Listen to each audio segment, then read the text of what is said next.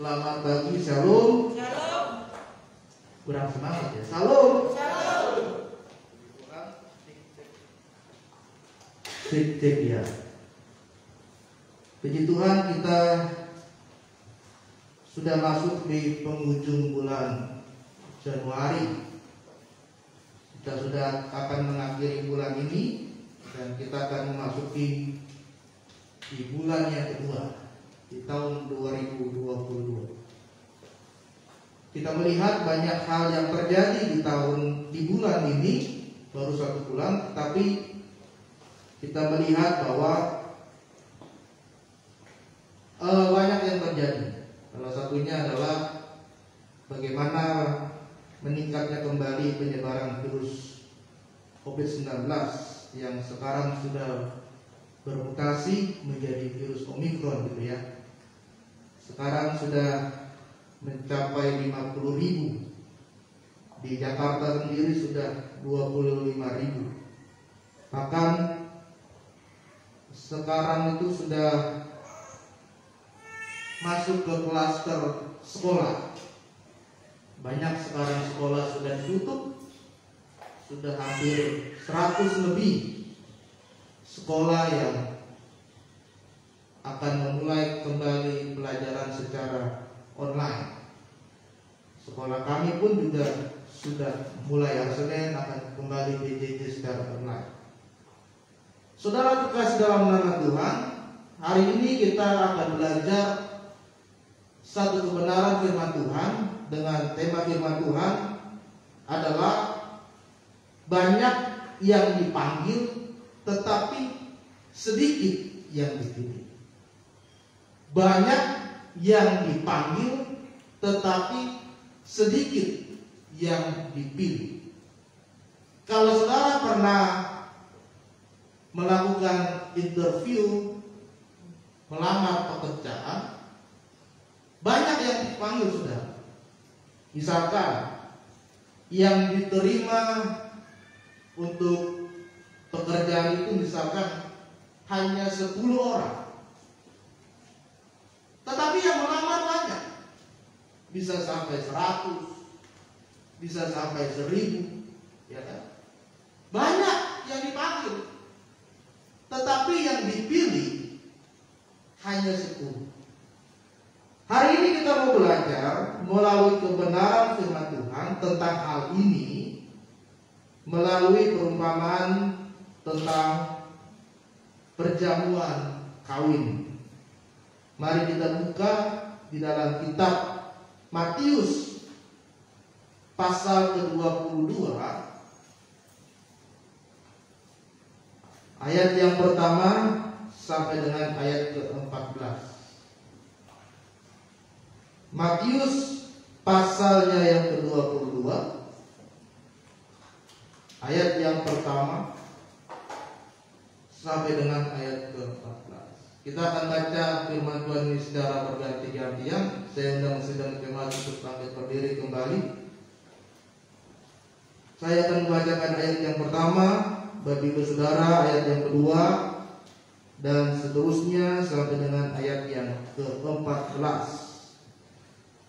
Dengan perikop firman Tuhan perjamuan tentang perumpamaan tentang perjamuan kawin. Kita baca secara berganti-gantian. Lalu Yesus berbicara pula dalam perumpamaan kepada mereka.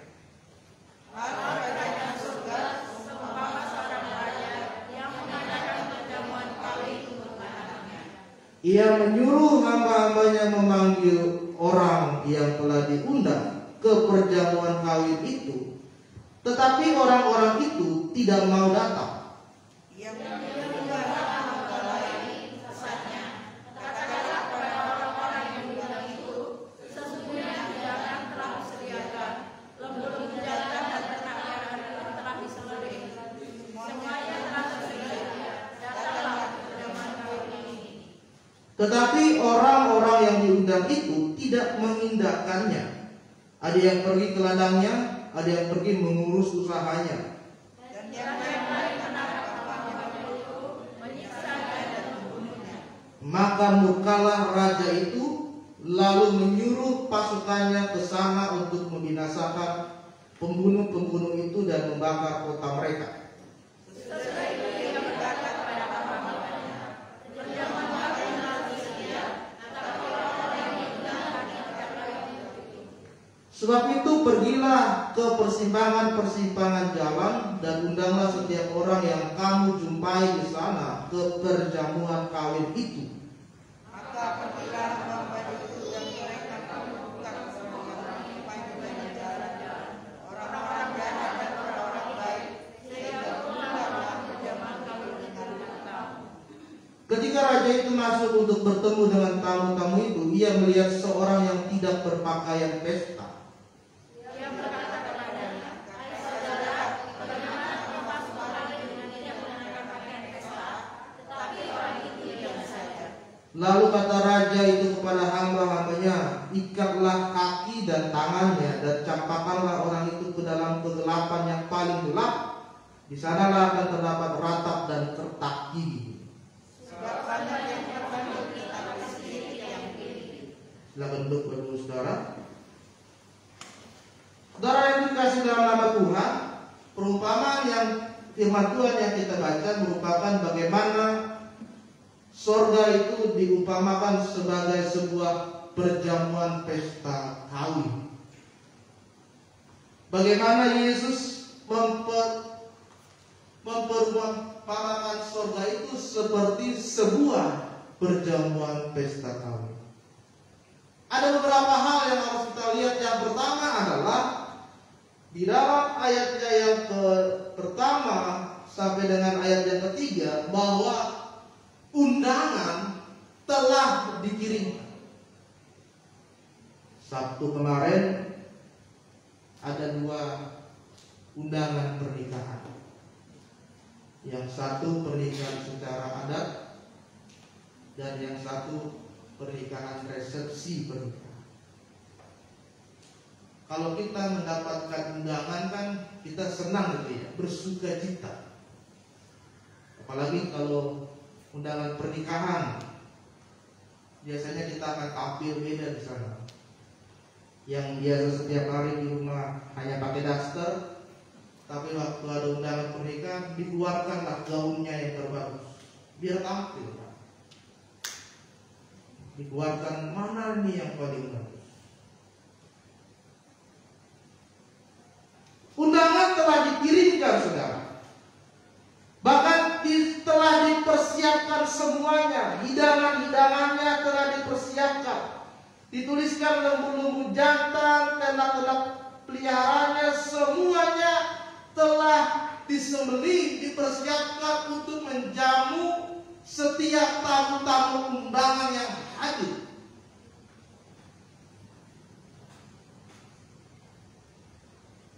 Saudara terkasih dalam nama Tuhan, undangan yang dimaksudkan di ayat ini adalah bagaimana kabar sukacita, bagaimana kabar keselamatan untuk masuk ke dalam kerajaan surga.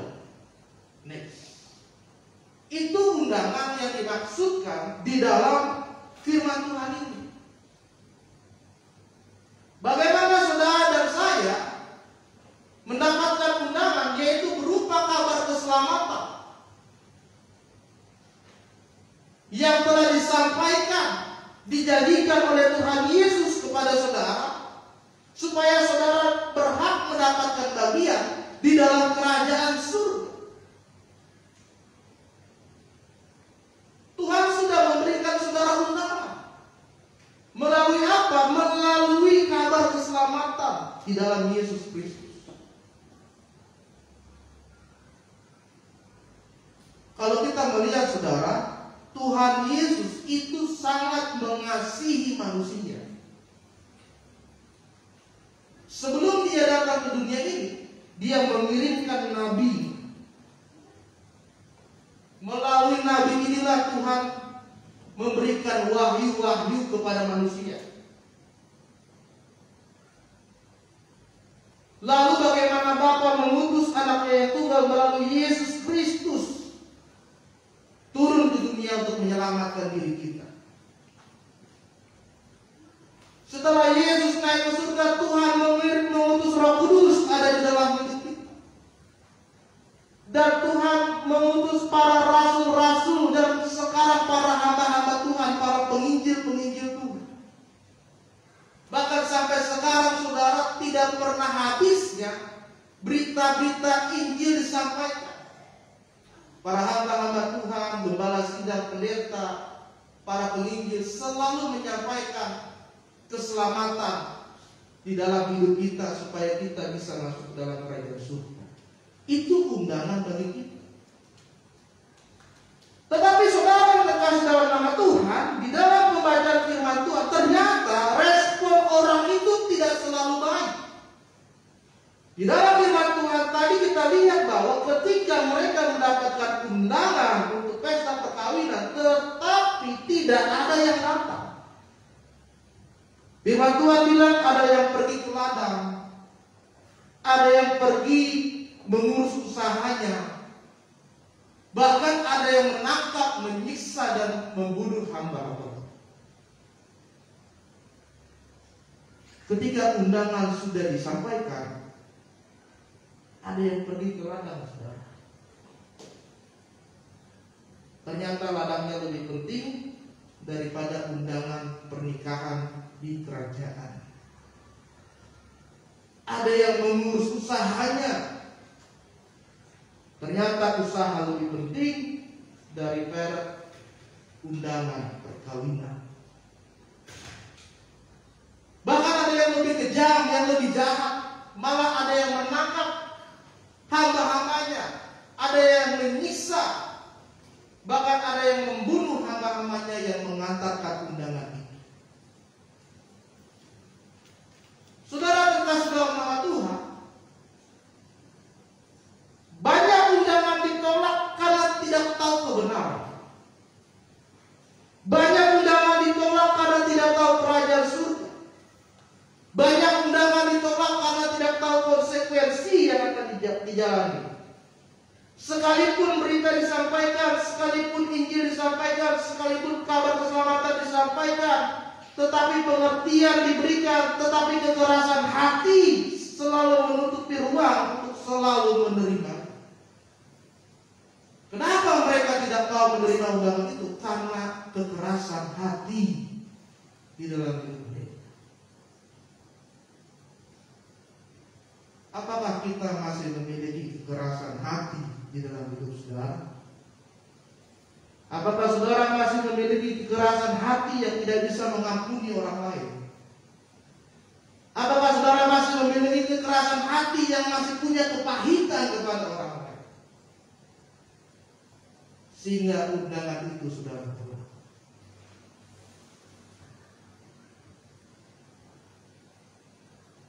Sehingga undangan itu kita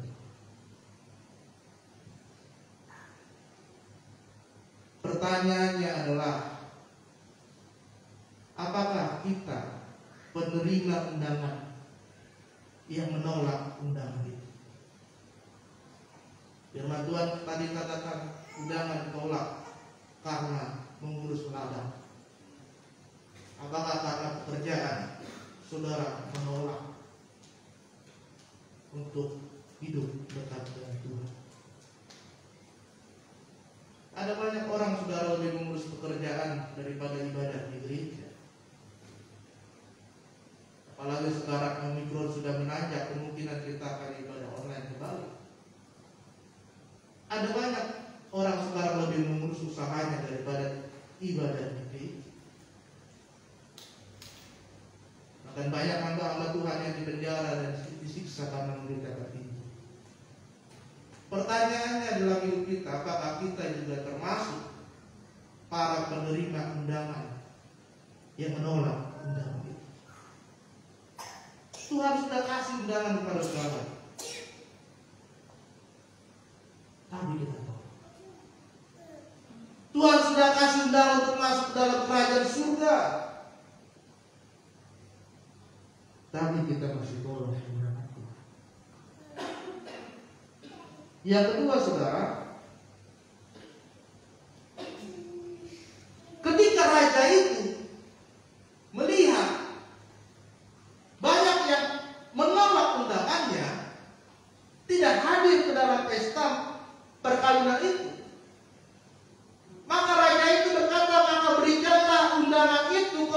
persimpangan-persimpangan jalan. Dan undanglah setiap orang yang kamu jumpai di sana ke perjamuan kawin itu. Yang kedua adalah undangan dibagikan ke persimpangan jalan. Tadinya ada undangan khusus, tetapi undangan khusus itu diabaikan. Yang tadinya mendapatkan tempat khusus, tapi tempat khusus itu diabaikan. Akhirnya diberikan kepada mereka yang tidak khusus untuk menerima undangan. Itulah yang dikatakan yang terdahulu menjadi kemudian. Bangsa Israel menganggap mereka adalah bangsa yang diselamatkan oleh Tuhan. Mereka adalah bangsa yang diselamatkan oleh Tuhan. Mereka bangsa pilihannya Tuhan. Tetapi saudara, ternyata bangsa Yahudi itu adalah mereka yang menyalibkan Yesus. Itu sebabnya kenapa Yesus katakan undangan ini berikanlah kepada penyimpangan-penyimpangan jalan. Itu diartikan ternyata undangan ini bukan hanya dibagikan kepada bangsa Yahudi saat itu, tetapi juga harus diberikan kepada bangsa non-Yahudi. Karena bangsa Yahudi menganggap mereka adalah bangsa yang besar, bangsa yang kudus, bangsa yang benar di hadapan Tuhan. Otomatis mereka akan mendapatkan kerajaan surga. Tetapi mereka adalah bangsa yang menyalibkan Kristus. Saudara terkasih dalam nama Tuhan, banyak orang yang merasa hidupnya sudah benar. Banyak orang yang sudah merasa percaya diri kalau dia akan masuk surga. Tetapi Yesus berkata tidak. Makanya jangan pakai teori merasa dalam dunia ini. Wah, saya sudah merasa benar nih. Wah, saya sudah merasa yakin masuk surga. Coba tanya berapa orang yang sudah saudara itu.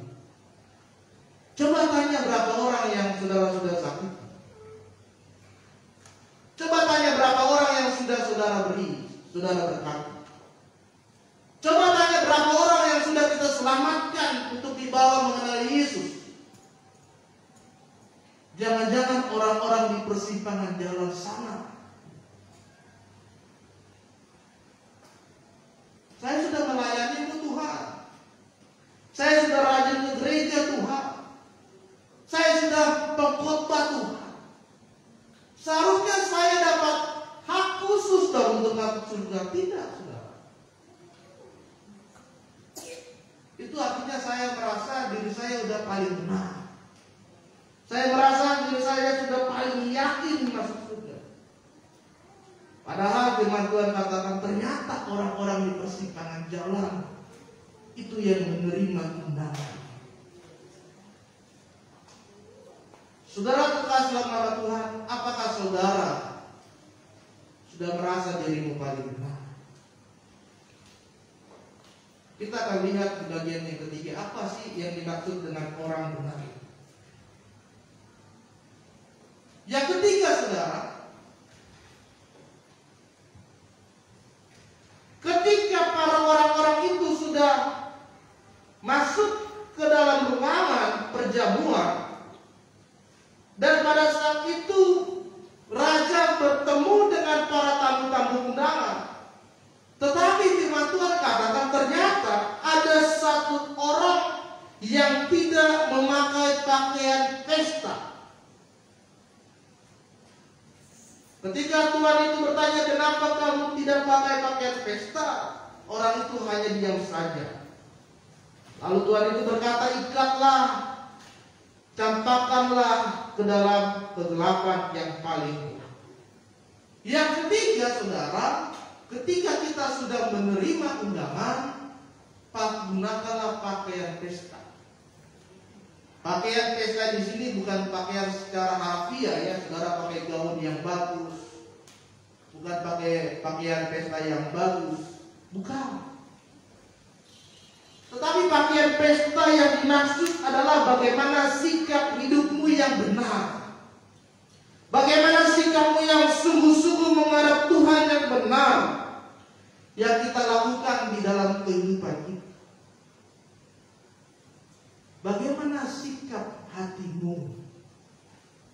di hadapan Tuhan.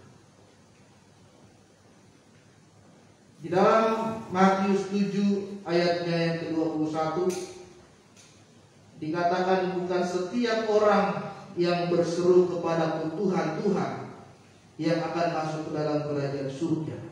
Ingat, bukan setiap orang yang berseru Tuhan, Tuhan masuk ke dalam kerajaan surga, tetapi dia yang melakukan kehendak Bapakku yang di surga.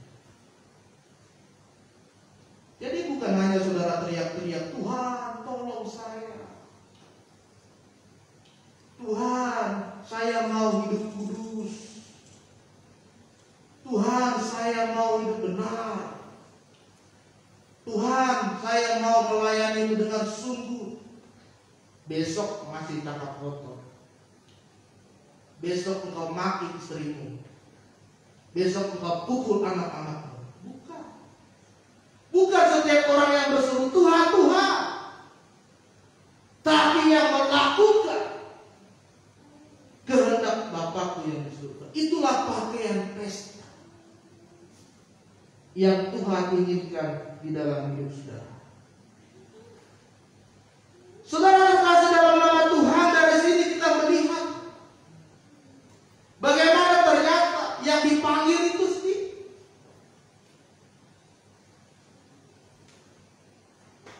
Melalui firman Tuhan ini kita melihat ternyata Tuhan itu sedang melakukan seleksi di dalam kehidupan manusia.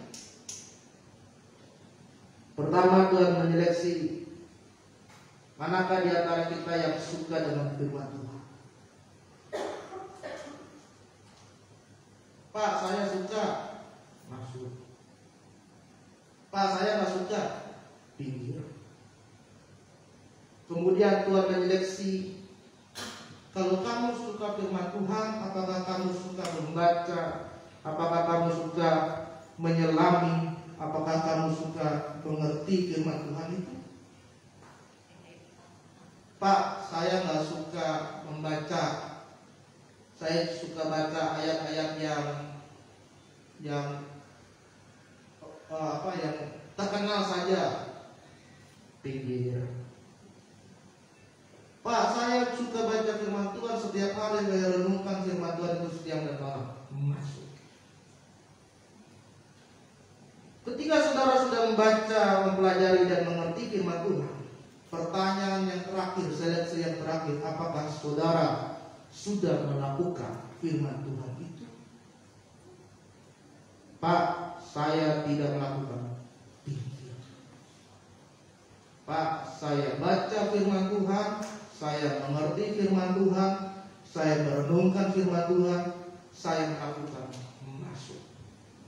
Dan orang yang mengatakan, orang yang merenungkan, dan orang yang melakukan, itulah yang disebut dengan orang-orang yang benar. Karena hidupnya selalu berkenan di hadapan Tuhan. Amin. Jadi saudara terkasih dalam nama Tuhan, Tuhan rindu supaya kita mengenakan pakaian pesta. Pakaian pesta di sini adalah bagaimana hidupmu berkenan di hadapan Tuhan. Bagaimana hidup kita bisa melakukan kehendak Bapa di surga. Tinggalkanlah segala dosa yang lama. Tinggalkanlah segala kehidupanmu yang lama. Hari ini ikutlah Tuhan. Hari ini biarkan Tuhan masuk ke dalam hidup kita, supaya bagaimana kita bisa memuliakan nama Tuhan dan meninggikan Dia. Bukan hanya saudara sekedar baca, tapi firman Tuhan ini bekerja di dalam hidup saudara. Makanya itulah yang disebut dengan saksi Kristus. Saudara, panggilan itu ada dua, calling itu ada dua. Yang pertama adalah calling, yang kedua adalah effective calling. Calling itu adalah panggilan yang diterima oleh orang banyak,